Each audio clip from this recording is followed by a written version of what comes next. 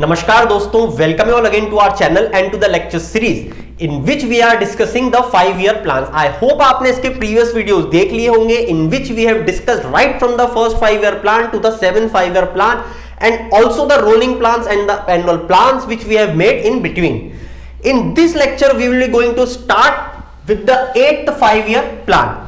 दोस्तों this 8th 5-year plan which was initiated in 1992 and it elongated for the 1992 to 1997, as you can see the 5-year plan, the 5-year term period. But this 5-year plan becomes important because various initiatives were taken in this 5-year plan and also there were very critical challenges for our Indian economy. For example, as मैं आपको बता दूं कि in the period of 1990 to 1991 and for the period again for the 1991 to 1992 we have made the annual plans because we were struggling with the balance of payment crisis, for which we have to reach to the Indian Monetary Fund, which has put certain restrictions on us like liberalizing your economy, for which we have brought the LPG model, that is liberalization, privatization and globalization.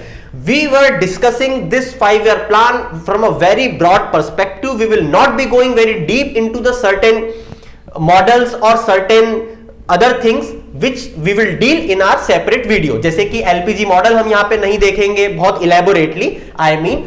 तो सबसे पहले मैं आपको लेके चलता हूं कि इस 5-year plan में what we have set the objectives for us, what we have achieved, what type of economy it has changed, we have changed in this 5-year plan from the previous 5-year plan.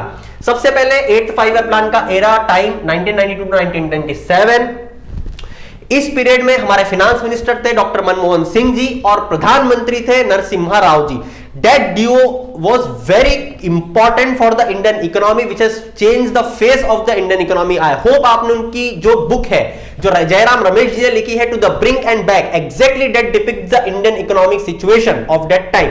क्योंकि हमारी economy बिल्कुल एक collapse की situation में जा चुकी थी और हम वहां से बैकआउट करके आए हैं. तो ये राव मनमोहन जी के टाइम पीरियड था और ये जो 5-year प्लान है it was based on the Gadgil Mukherjee formula. तो दोस्तों ये गैडजिल मुखर्जी फॉर्मूला पे बेस्ड है. इस 5-year प्लान में हमने टारगेट लिया था 5.6% का, but we have achieved 6.8%.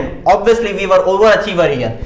Now in this particular 5-year plan we have changed from the interference economy to the market led economy, as I have already said at the start of the video कि IMF has put certain restrictions on us to open our economy, to open our borders for the other countries. तो यहाँ पे इसीलिए इसको बोला जाता है market lead economy में हम शिफ्ट हो गए. पहले हमारा इंटरफेरेंस इकोनॉमी थी, पहले हमारे यहाँ पे गवर्नमेंट के बहुत सारे रूल्स एंड रेगुलेशंस फॉलो करना होते थे, हमारे यहाँ पे लाइसेंसिंग पीरियड था, हमारे यहाँ पे मोनोपोली रेस्ट्रिक्टिव ट्रेड प्रैक्टिसेस जैसे एक्ट्स थे जिससे कि मोनोपोली क्रिएट ना हो जाए. इस चीज को हमने यहाँ पे चेंज करने की कोशिश करी. Now coming back to the features of this 5-year plan. The plan outlay for this 5-year plan it's near about 7,98,000 crore rupees. No, इसके अदर फीचर्स बताने के पहले मैं आपको बताता हूं कि इसके अलावा हमने क्या क्या चीजें अचीव करी और साथ ही हमारे साथ सबसे बड़ी जो प्रॉब्लम्स थी वो क्या थी. देखिए यहाँ पे एनुअल ग्रोथ जो थी हमारी एग्रीकल्चर अलाइड में we have set the target for 3.5%, but as you can see overall achievement we have done a better performance. तो यहाँ पे अचीवमेंट इसकी भी ज्यादा रही, that is 3.9%. As you can see we are the agriculturalist economy and if we are performing here better, that overall achievement automatically gets better. Now the target per capita income was 3.8, which we have achieved. Target per capita income को बढ़ाना, इसका मतलब हमने target set किया था 3.8 का, we have achieve 4.4%. Again a very good hike, but we were also facing certain problems like fiscal deficit reached 8%. Currently it is nearly 3.3%. तो आप सोच सकते हैं that time 8%. Inflation 16%. Today when we get 5% CPI, we see it as a very much burden, a very big burden to our citizens. At that time it was 16%. तो you can assume, I think कि अब आप उस time कितना बड़ा problem से हम लोग फेस कर रहे थे. Now coming back to certain steps which government has taken and also about certain perspectives जो हमको पता होना चाहिए regarding this 5-year plan. कि देखिए जैसे कि मैंने आपको बताया कि हम लिबरलाइज हो रहे थे, हम वर्ल्ड लेवल पे हमारी इकोनॉमी को खोलने जा रहे थे. तो by 1992 India was a part of World Trade Organization Also very important part regarding this 5-year plan is it is called as the first indicative plan. Now what do you mean by the first indicative plan? As the name itself is suggesting, as you can see, we have changed from interference economy to market act. Before, the government has a very much interference in the Indian economy, and that type of plan was set as imperative plan, where the government has very much interference. But in the indicative plan क्या होता है दोस्तों, government set certain framework or they just indicate that which type you should move. That type of plan was termed as indicative plan, जिसमें कि market को supply demand को role play करने के लिए ज्यादा रूम दिया जाता है. एंड जस्ट लाइक इसीलिए हमने एलपीजी मॉडल को वहां पे इंप्लीमेंट करा, liberalization, privatization, globalization. Look, what do mean by the liberalization? That mean simply the delicensing of the industries. They have make certain acts which are burden to the industries. They liberated those industries from those acts. तो इस तरीके से उन्होंने चीजें करी ताकि हमारी जो इंडस्ट्रीज है वो ग्रो कर पाए, टेक्नोलॉजी अडॉप्ट कर पाए और कंपीट कर पाए. Now one more very crucial steps taken by the government is rupee once again devalued. I have told you in the previous video the difference between the depreciation and the devaluation. Devaluation कोई भी country अपनी इच्छा से करती है, depreciation supply और demand के difference से होता है. Now you can see our currency was devalued by 23%, right? Also, there were certain structural changes and certain stabilization reforms taken by the government. Now, you must know what do you mean by the structural reforms and what do you mean by the stabilization reforms. When we talk about the stabilization reforms, though these steps, the steps which are for the very short term period or which has effect very frequently, उन सारे effects को हम डालते हैं stabilization, जैसे balance of payment, inflation को cartel करना, ये तुरंत हो सकते हैं, तो इनको हम डालते हैं स्टेबलाइजेशन में.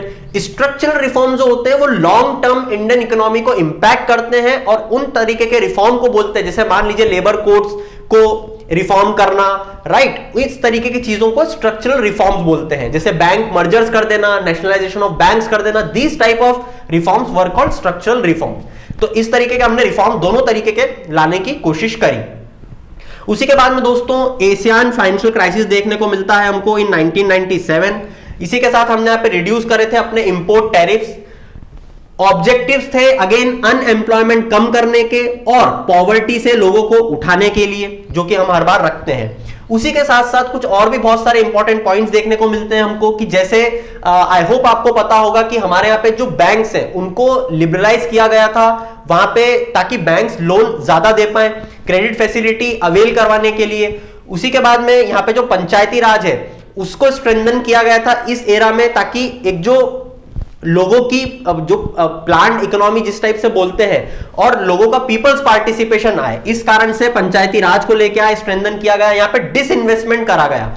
डिसइन्वेस्टमेंट दोस्तों क्यों करा जाता है? तो कि गवर्नमेंट जो अपना रेवेन्यू डेफिसिट है उसको पूरा कर पाए, फिस्कल डेफिसिट को कम कर पाए, और जो डिसइन्वेस्टमेंट से पैसा आया उसको अदर सोशल सेक्टर स्कीम्स में, जैसा आज भी हम करते हैं, ये उस टाइम भी हम कर पाते थे. डिसइन्वेस्टमेंट दो तरीके के होते हैं, आई होप आपको पता होगा, टोकन डिसइन्वेस्टमेंट और strategic disinvestment. We will talk about the disinvestment in an individual topic. यहां पे मैं सिर्फ एक ब्रॉड पर्सपेक्टिव दे रहा हूं आपको about the 8th 5-year plan.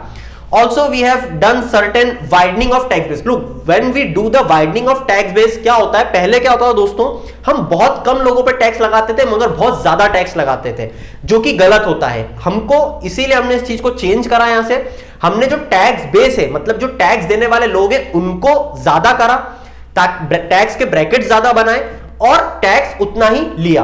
और टैक्स जो पहले हम कुछ लोगों पे बहुत ज्यादा लेते थे उन पे टैक्स कम हो गया ऑब्वियसली, क्योंकि टैक्स ब्रैकेट्स में बहुत ज्यादा लोग आ गए. तो इस तरीके से हमने यहाँ पे चेंज लाने की कोशिश करी. Also we have put certain monetary policy changes also, just like we have heard, हमने जानते हैं स्टैट्यूटरी लिक्विडिटी रेशियो क्या होता है, कैश रिजर्व रेशियो क्या होता है. इन वीडियो में हम सब डिस्कस कर चुके हैं इंडियन इकोनॉमी के. If you want to watch those videos of Indian economy, you can go to the description where you will find those videos in the Indian economy playlist, कि CRR क्या होता है, SLR क्या होता है, क्यों maintain करना पड़ता है, सब चीजों के बारे में हमने वहां डिस्कशन किया हुआ है. तो मॉनेटरी पॉलिसी में दोस्तों पहले क्या होता था, हमको एसएलआर और सीआरआर बहुत ज्यादा रिजर्व में रखने पड़ते थे, which after 1991 we have reduced it drastically and currently it's merely CRR 4% and SLR merely 19%, जो कि जस्ट डबल हुआ करता था at the time of 8th 5-year plan. तो यहां से हमने मॉनेटरी पॉलिसी चेंजेस करना चालू करे। Also we have provided a market, a share market, a capital market. You can see here a capital market is where you can avail loan for a long term period and money market for a short term. So we opened the National Stock Exchange in 1994, which is the example of the capital market where the industries can avail loan for the long term period, which further they can invest and make business viable and profitable.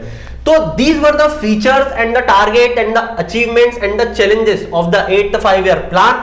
I hope we have covered almost everything in this 5-year plan. आपको lecture अच्छा लगा होगा, तो stay tuned for the next 5-year plans which we are going to discuss in our next videos. तो अगर आपको lecture अच्छा लगा हो और आपको अगर नोटिफिकेशन चाहिए हो जब भी मैं अपलोड करूं 5-year plan, तो please subscribe to our channel. Also you can press the bell icon so that whenever I upload you get the video immediately. And in the end, keep shining. Have a good day. Thank you for hearing me.